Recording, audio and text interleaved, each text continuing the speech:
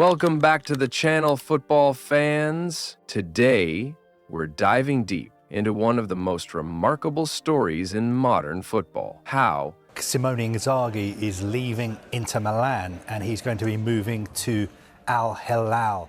Simone Inzaghi took a financially strapped Inter Milan and turned them into a powerhouse capable of challenging Europe's elite. They've also been without a head coach and they've desperately been looking for somebody to appoint in time for them to lead them into the Club World Cup. This is the tale of a manager who defied the odds, working with limited resources to bring Inter back to the Champions League final, not once, but twice in 3 years, while winning domestic silverware and restoring the Nerazzurri's pride. Buckle up, because this is how Inzaghi made Inter relevant again with no money. Hit that like button, subscribe, and let's get started. To understand the magnitude of Simone Inzaghi's achievements at Inter Milan, we need to set the stage. When Inzaghi arrived at the San Siro in the summer of 2021, Inter were not the glamorous, trophy-hoarding giants of their 2010 treble-winning days under Jose Mourinho. Far from it. The club was in financial turmoil. A massive €275 million, 0 cents loan taken out by their owners, Suning, in 2021,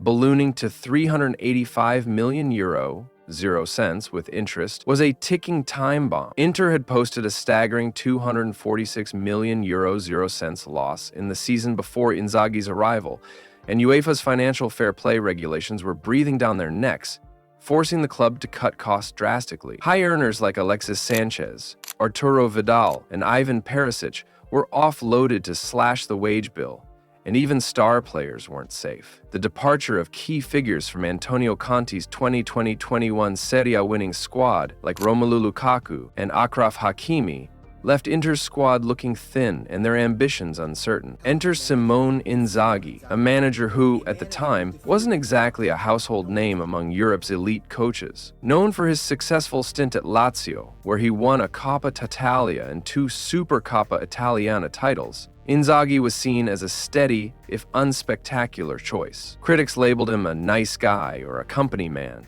someone who lacked the charisma or tactical genius of a Pep Guardiola. But what Inzaghi lacked in bombast, he made up for with pragmatism, tactical flexibility, and an uncanny ability to get the best out of his players, often ones nobody else wanted. As one ex-post put it, Inzaghi deserves all credit. Inter's been a bankrupt team for years, and he's somehow made the team reach 2 UCL finals and win multiple domestic titles. So, how did he do it? How did Simone Inzaghi take a club teetering on the edge of financial ruin and make them contenders again? Let's break it down into 3 key pillars: shrewd transfer dealings, tactical innovation, and building a winning mentality. First up, let's talk about the transfer market, where Inter's CEO Beppe Marotta and sporting director Piero Ausilio worked hand-in-hand with Inzaghi to pull off some of the most cost-efficient signings in recent memory. Inter couldn't afford to splash cash like their Premier League rivals.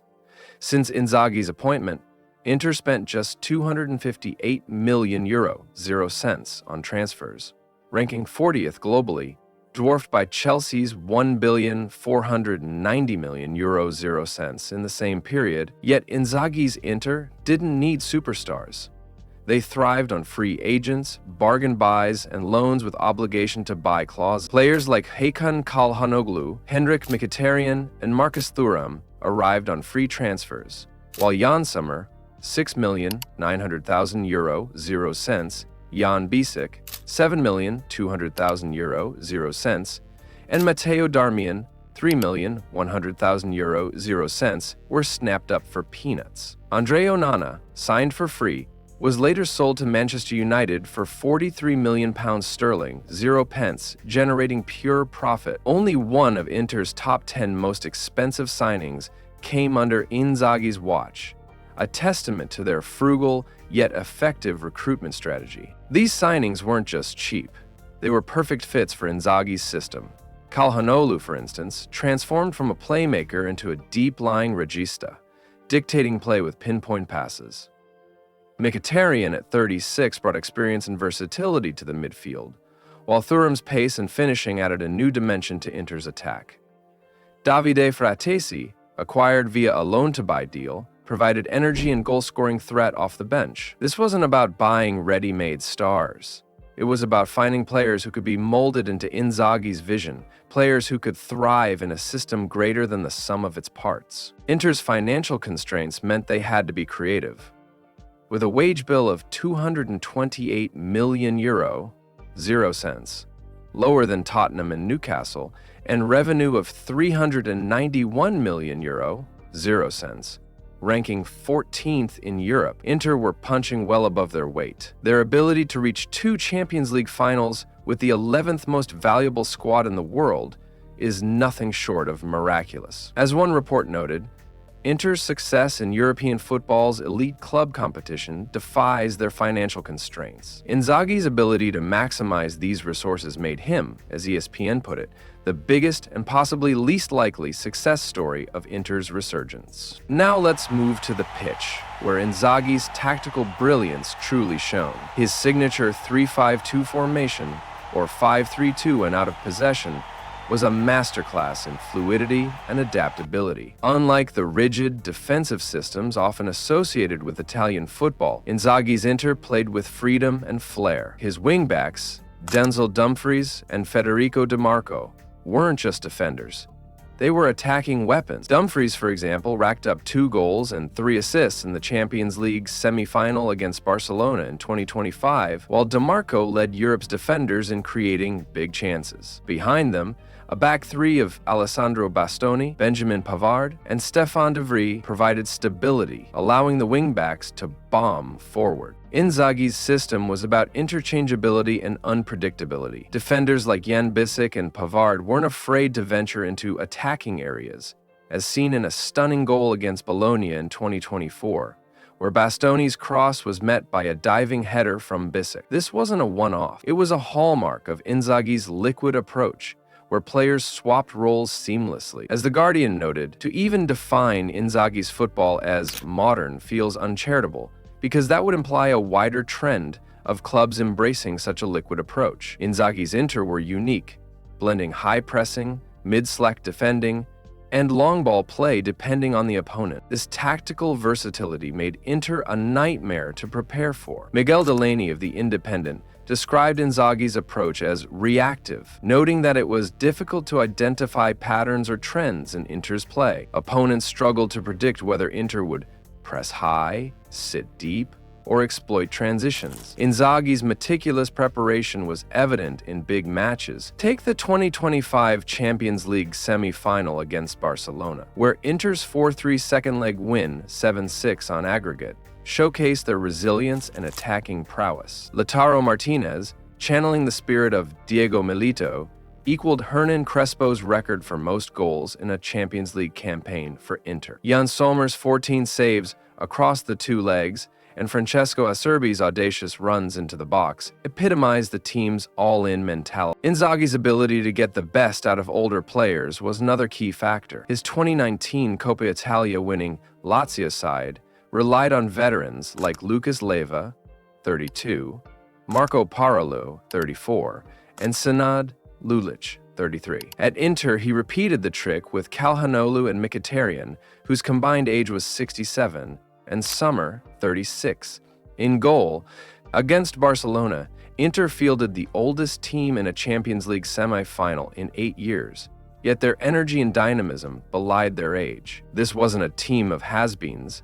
It was a squad of seasoned professionals, perfectly coached to maximize their strengths. Beyond tactics and transfers, Inzaghi's greatest achievement was instilling a winning mentality in a club known for its inconsistency. Inter, nicknamed Pazza Inter, Crazy Inter, had a history of highs and lows. Under Antonio Conte, they broke Juventus' 9-year Serie A dominance in 2021, but when Conte left, many feared a return to chaos. Inzaghi, however, brought stability and belief. As BBC Sport noted, Inzaghi was picked for his ability to establish a great rapport with the players, elevate the style of play, and succeed in Europe. He wasn't a mentality monster like Conte, but his calm, unassuming leadership created a cohesive unit that thrived under pressure. Inzaghi's first season saw Inter push the Serie A title race to the final day while winning the Coppa Italia and Supercoppa Italiana. In 2022-23, despite an inconsistent league campaign,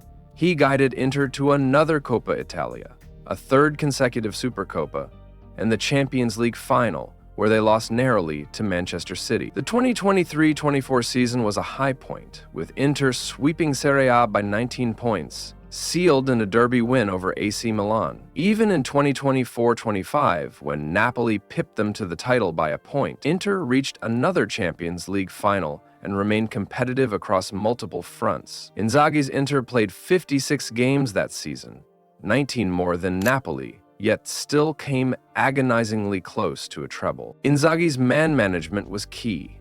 After a painful league loss to Como in 2025, he organized a team lunch to lift spirits, fostering a sense of unity. As Inter's CEO Beppe Marotta said, "He's a fine man manager. He finds the right motivation and does not create excessive tension." Inzaghi's ability to lighten the mental load was evident in 2023, when, after a string of losses, he reduced training intensity and focused on enjoyment. The result? Inter bulldozed Lazio and Empoli, with Romelu Lukaku and Lautaro Martinez rediscovering their form. Inzaghi's players loved him, and it showed on the pitch.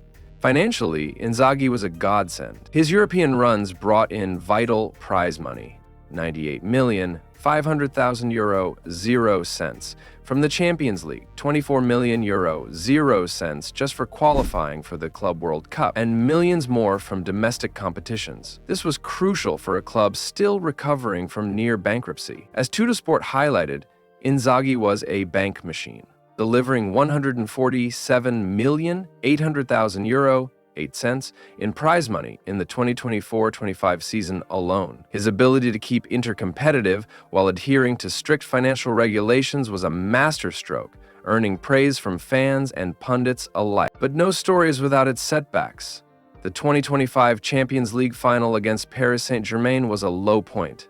Inter suffered a humiliating 5-0 defeat, their worst ever in a final. Italian media were brutal, with La Gazzetta Sportiva giving Inzaghi a 3/10 rating, criticizing his failure to adapt to PSG's rotations and press. Some question whether this loss defined his tenure more than his achievement. As La Repubblica asked, is Simone Inzaghi the manager who took Inter within a step of winning it all? Or is he the manager who in 4 years lost 2 Scudetti badly and as many Champions League finals? The fallout was swift.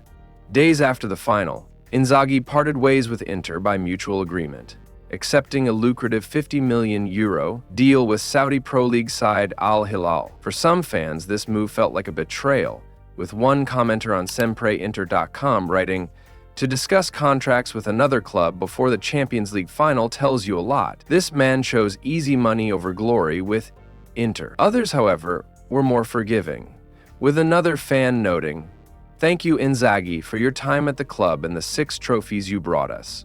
You will be remembered fondly." So how should we judge Inzaghi's legacy? In 4 years, he won 1 Serie A title, 2 Coppe Italias, 3 Supercoppa Italiana titles, and reached 2 Champions League finals. He transformed Inter from a club on the brink into one that could go toe-to-toe with Europe's best, all while spending a fraction of what their rivals did. As one Reddit user put it, a lot of us forget how horrible we've been in UCL pre-Inzaghi.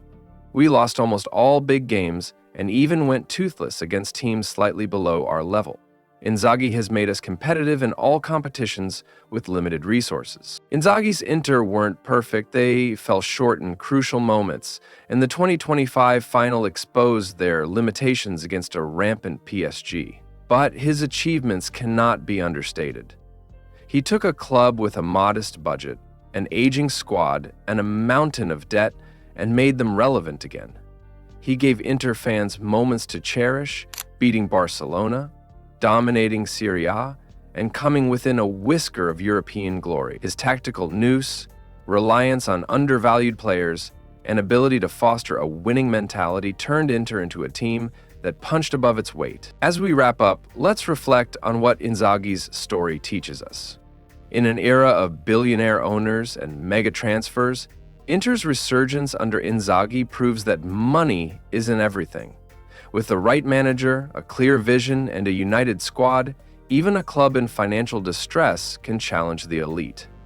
Inzaghi may not have won the Champions League, but he gave Inter something just as valuable: belief. Belief that they belong at the top, that they can compete with anyone, and that the Nerazzurri spirit is alive and well. What do you think of Simone Inzaghi's time at Inter? Was he a tactical genius who worked miracles, or did he fall short when it mattered most? Drop your thoughts in the comments below, and let's keep the conversation going. If you enjoyed this deep dive, smash that like button, subscribe, and hit the bell icon so you never miss a video.